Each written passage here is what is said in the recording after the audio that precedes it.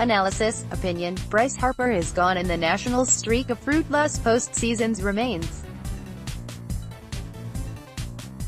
Nothing is going to change the first fact, but obliterating the latter is well within the realm of possibilities. When Juan has endured extended absences from the Washington Wizards, some observers have posited that the team is better without him. From a long-term point of view, that might be true where Harper and the Nationals are concerned, provided that outfielders Juan, Soto and Robles produce as imagined. Manager Dave Martinez's lineup card for Thursday's opener, against the New York Mets, will feature a void impossible to ignore, the spot that number 34 filled. A middle-of-the-order featuring Harper, Anthony Rendon and Soto, is much more imposing than Rendon, Soto, Ryan Zimmerman. So it's clear that Harper will be missed as the Nats cross their fingers that new second baseman Brian Dozier returns to his 2015-2017 form when he averaged 35 homers and 90 RBI. Center fielder Adam Eaton plays more than 118 games, his near total for the last two seasons, and Soto avoids a sophomore slump after a dazzling inaugural campaign that nearly netted Rookie of the Year honors. But if all of that happens, and the back of the rotation and middle of the bullpen hold up, we like the Nats' chances, even though Sports Illustrated picked them to miss the playoffs. Oh well, considering that the magazine predicted Washington would win the World Series last season, maybe it's for the better. Having won the NL East in 4 of the last 7 seasons, we are dangerously close to the point where winning is taken for granted.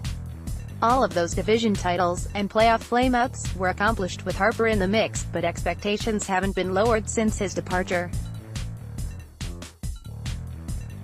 Philadelphia, Atlanta and the Mets will ensure an arduous test for whichever team wears the crown. However, despite SI's lack of faith, several national writers have tabbed the Nats as favorites, with a couple even predicting a ticker-tape parade down Constitution Avenue.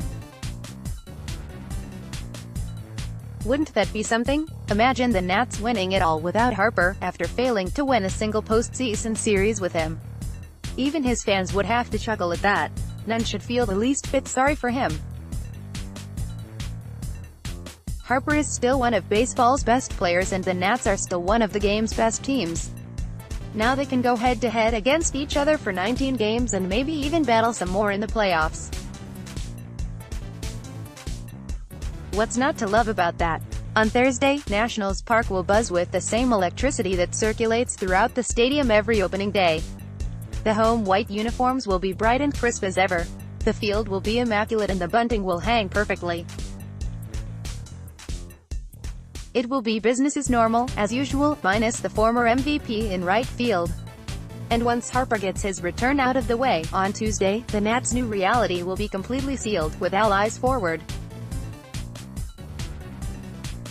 No more looking back because next season is here and that's been a blessing for 7 years and counting.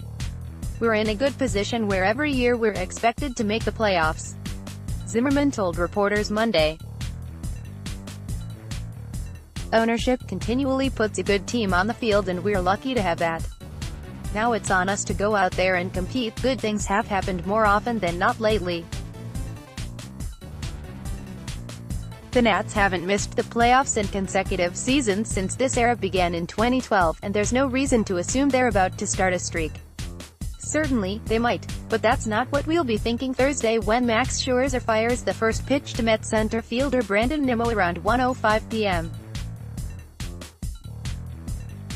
We'll contemplate Scherzer contending for his 3rd Cy Young Award in 4 seasons.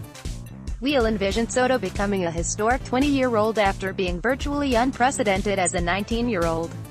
We'll foresee Robles morphing into the Nats' 2nd consecutive Rookie of the Year candidate. As a new skipper, Martinez was given a team expected to win the World Series. A year wiser and missing a prominent piece, he still faces a high bar that feels right in D.C. The renewed focus on fundamentals and better defense should help compensate for you-know-who and Martinez's mistakes as a first-time manager. Will the 2019 Nats be better than the 2018 version? Beats me. Besides, they can be superior and still come up short in the division and/or wildcard race. or lose another first-round playoff series, or advance and fall in the NLCS, if not the World Series. That's not the point, at least not at the moment. For now, suffice it to say baseball is back. And even though a familiar face hasn't returned, nothing can put a damper on Washington's hopes and dreams for the Nats on opening day. Darren Snyder writes his award-winning column for the Washington Times on Tuesdays and Thursdays. The Washington Times welcomes your comments on Spot.im, our third-party provider. Please read our comment policy before commenting.